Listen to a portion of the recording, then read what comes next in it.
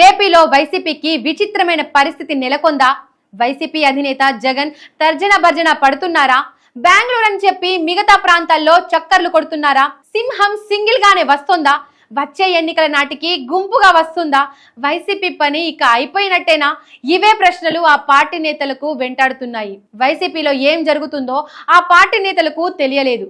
ముఖ్య నేతలు, దిగువ స్థాయి నేతలు జంప్ అవుతున్నారు. అధికారం పోయిన తర్వాత వైసీపీ అధినేత మాజీ సీఎం జగన్ కు కాంగ్రెస్ నుండి ఎదురుదాడి మొదలైంది. ఎన్నికల తర్వాత 4-5 సార్లు బయటకు వచ్చిన జగన్ మళ్లీ వైసీపీ అధికారంలోకి వస్తుందని చెప్పారు. సహజంగా జగన్ వ్యాఖ్యలపై అధికార పార్టీ నుండి రిప్లై రావాలి.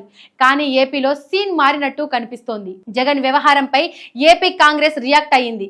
జగన్ మళ్లీ ఏపీలో అధికారంలోకి వచ్చే ఛాన్స్ లేదని కుండబద్దలు కొట్టేశారు వైఎస్ షర్మిల. జగన్ మళ్లీ ఎందుకు రావాలో చెప్పాలని ప్రశ్నలు రైజ్ చేశారు. మళ్లీ 10 లక్షల కోట్లు అప్పులు చేయడానికి రావాలా? పోలవరాన్ని తాకట్టు పెట్టడానికి మళ్లీ రావాలా?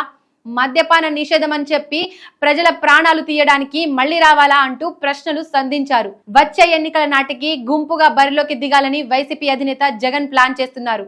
ఈ విషయం తెలిసి షర్మిల కౌంటర్ ఇచ్చారన్నది టీడీపీ నేతల మాట.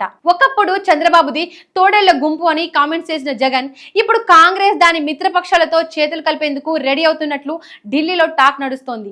ఆనాడు కాంగ్రెస్ ను ద్వేషించి రాజకీయంగా నిర్వీర్యం చేసిన జగన్ ఇప్పుడు అదే పార్టీతో చేతులు కలిపేందుకు రెడీ అవుతున్నారంటే ఏపీలో వైసీపీ ఏ స్థాయికి దిగజారిపోయిందో అర్థం చేసుకోవచ్చు. అన్నట్లు మాజీ సీఎం జగన్ గడిచిన 2 నెలల్లో 4-5 సార్లు విజయవాడ నుండి బెంగళూరుకి వెళ్లారు.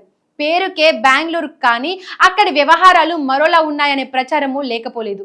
5 రోజుల కిందట బెంగళూరుకి వెళ్లిన జగన్ అక్కడి నుండి నేరుగా కోల్కతాకు వెళ్లారట.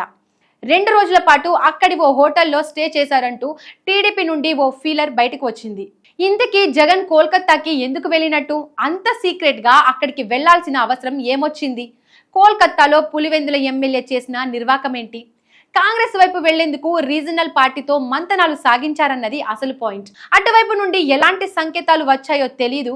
ఈ విషయం తెలిసి వైఎస్ షర్మిల అలర్ట్ అయిందని అంటున్నారు. ఈ క్రమంలో జగన్ మళ్లీ అధికారంలోకి రారని తేల్చి చెప్పినట్లు తెలుస్తోంది. మొత్తానికి వైసీపీలో ఏదో జరుగుతుందని ఆ పార్టీ నేతలు బలంగా నమ్ముతున్నారు.